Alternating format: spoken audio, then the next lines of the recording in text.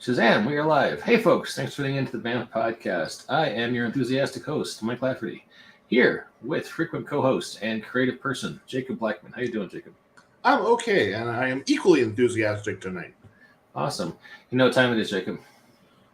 Time for our theme song? Yes.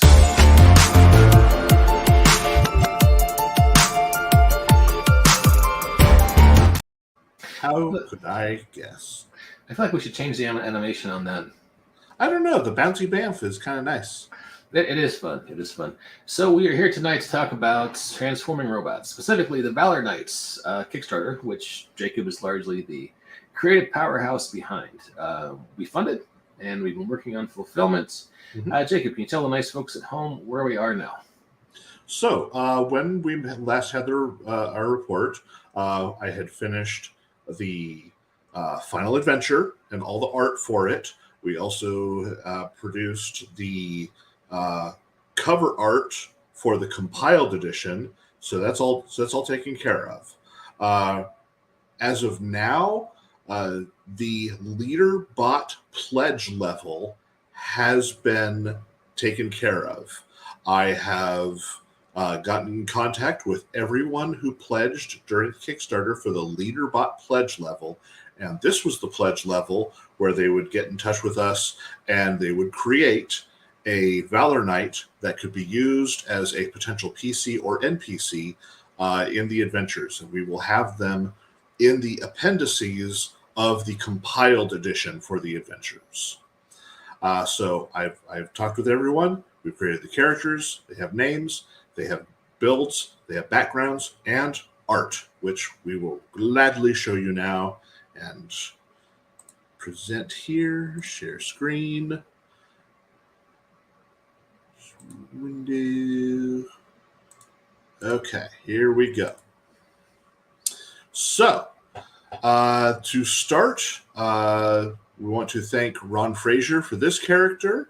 This is his character Armitage, who is a research scientist. The idea behind this character is before their arrival on Earth with the Valor Knights, Armitage served as the research scientist for the Citadel of Knowledge on Tectrillion. He's curious about all things to know and learn in the vast universe. Although a bit stubborn, he's known for his generosity. Since his arrival to Earth, Armitage has begun to study how biological life can potentially interact with the technological life that he is used to interfacing with. He's fascinated by live human performances, plays, musical, pop culture. Who isn't? Because humans have lots of fun pop culture. The imagination of these fragile and finite humans has captivated his attention, and it is for this reason alone that Armitage believes humanity is worth saving and preserving from the threat of the Chaos Lords. So yeah, this is the first character here. They turn into a Peterbilt truck of the future, which is a really neat looking, sleek truck. You can Google that, and it just looks really cool. I don't have a piece of art ready for what it looks like, but if you Google Peterbilt truck of the future, it's pretty easy to find photos of it. It looks really cool. So yeah, I kind of want to find that truck now. Peterbilt truck of the future. Yeah, the personality kind of sounds like Boulder from the Rescue Bots. He's very curious about Earth culture. Peterbilt truck of the future. Oh shit, that's pretty cool. Yeah, doesn't it look neat? Yeah, it's all sleek and nice. I tried to emulate that with how the lines are on his bodies, where they're very sleek and smooth. Nice. All right. Well, hey, thank you very much, Ron, for pledging that level, and that's a cool character. So awesome. All right. So next character. Let me zoom in a bit here so you can get a good look at him. Yeah. That's an interesting face. Tell us about this guy. This character was created by David Rivera, and this is Gavatronus. Gavatronus is a quiet and upbeat, strong and silent warrior type. In his past, he was a student of a powerful warrior from Tectrillion, who in his elder years decided to train the next generation of shifter warriors to better protect Tectrillion from enemy threats. Gavatronus was one of his students. But as the Electrocube War broke out, a deadly masked killer decided he wanted to take over this warrior's training camp and take all the students and use them to bolster the Chaos Lord army. The ancient master, of course, refused, and so there was a massive fight, and the masked killer eventually managed to slay and in the case of Gavatronus, severely injure everyone at the dojo effectively. The ancient master was killed, and so Gavatronus managed to, despite his injuries, fight off the Chaos Lord killer and took his mask to use as a faceplate because he got severely injured on his own faceplate. So yeah, I thought that was really cool. He wears the faceplate of his enemy, who he's currently searching for, and in long ancient ninja feud. So I thought that's a pretty cool Ninja Clan backstory. Mm-hmm. Much like a popular G.I. Joe character, Snake Eyes, he has decided to swear a vow of silence until he can successfully avenge his fallen master and fellow students. So yeah, he's now on Earth, and he takes the form of a Boeing Sikorsky RAH-66 Comanche stealth helicopter that happens to be white and gold. And he is befriended, as you can see up here, he has befriended a raven that flies with him everywhere he goes. That is the coolest robot ninja I've seen in a while. I thought it was pretty cool looking when the guy mentioned what design elements he wanted. He was talking about how the mask looks and the form he wants, and he really wanted the swords to look like they were detached rotor blades and everything, as opposed to just swords. So yeah, I thought it was pretty cool looking. It's a cool detail, yeah. All right, moving on. This is a character created by Justin Davis. Thank you, Justin. And this character is known as Silver Screen. They are a mini bot because they assume the form of a vintage Magic Lantern 8mm reel-to-reel projector.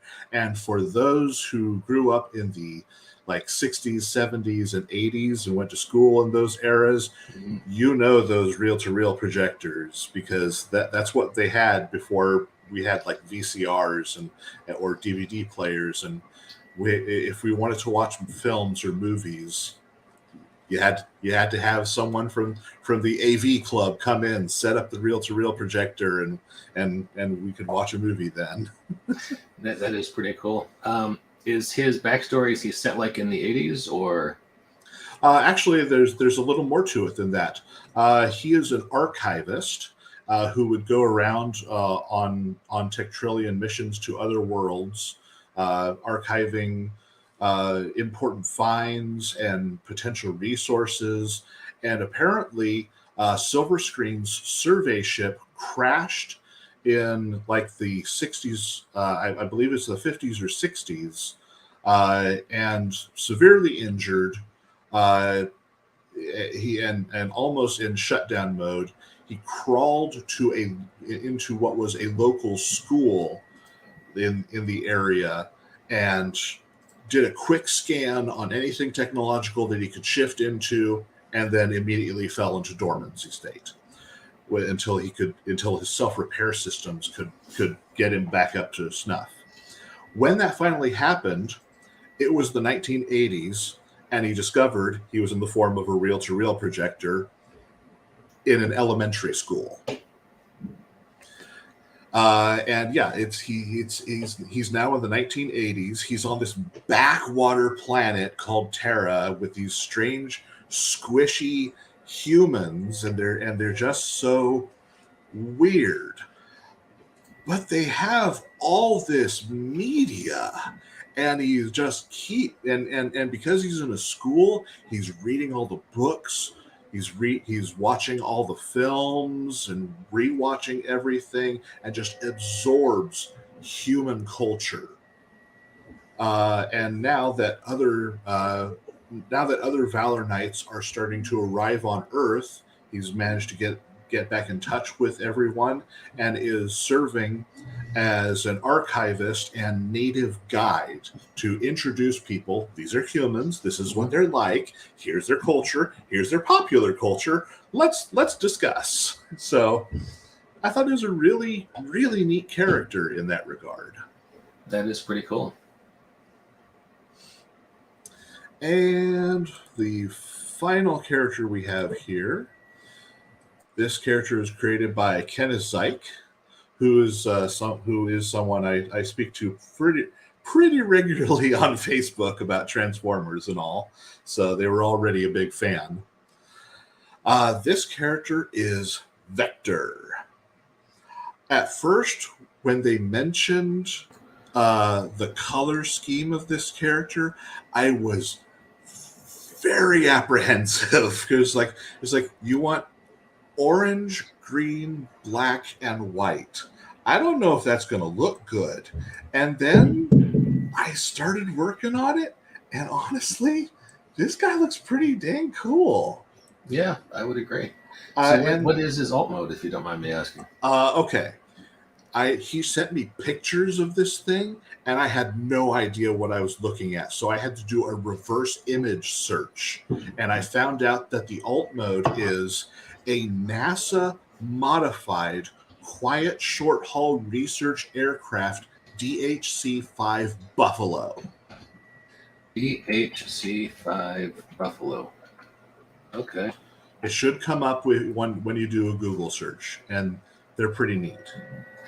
Do you have one in Canada, DHC-5 Buffalo?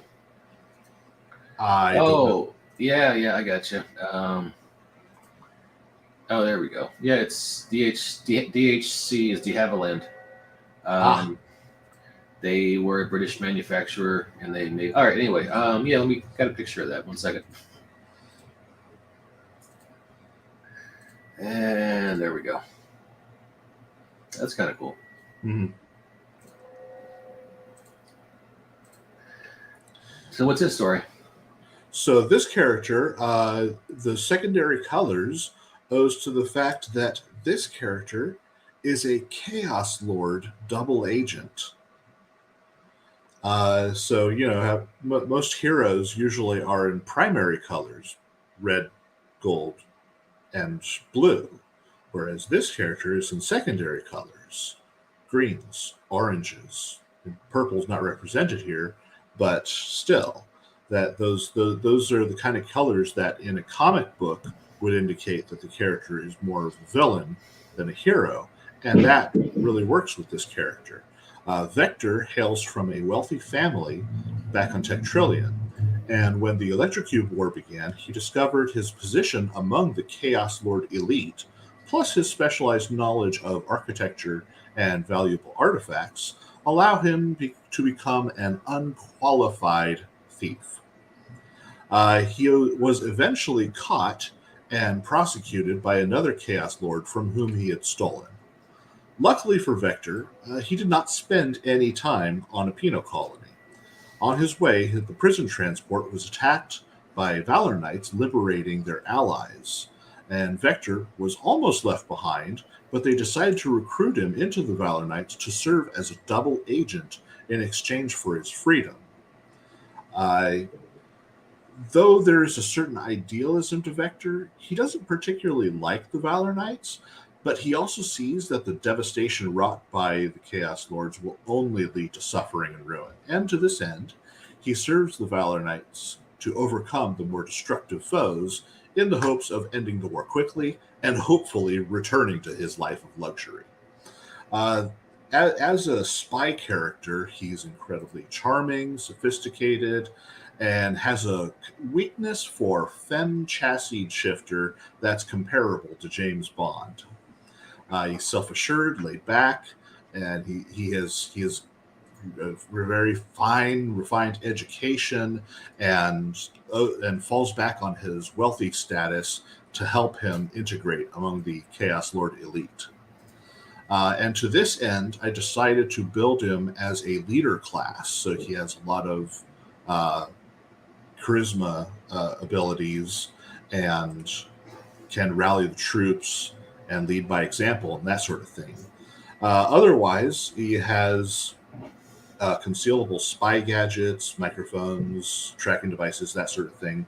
And this staff that I created for him here is a specialized weapon. It's effectively a shifter weapon that can serve as a melee weapon or shift and alter its form into a variety of ranged weapons as well. It could become a blade, it could become a gun, it could become a heavy hammer. It is effectively a advanced shifter weapon artifact. So sort of like how James Bond has lots of fascinating gadgets. Exactly. Okay. And as you can see, he got a little cat there that he's made friends with since arriving on Earth. So. All right, animal companions. We should, if we ever do the advanced Valor Knights, we should add that in. Seems to be popular. So yes, those are all four of the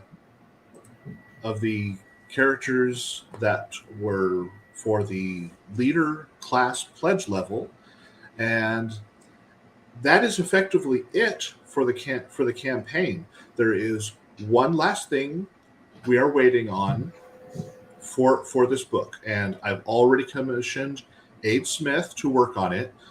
He is working on a factory compound and for one of the adventures, and once he submits that and finalizes it, and once it's approved, we can send all of this for editing and layout, and we'll be done.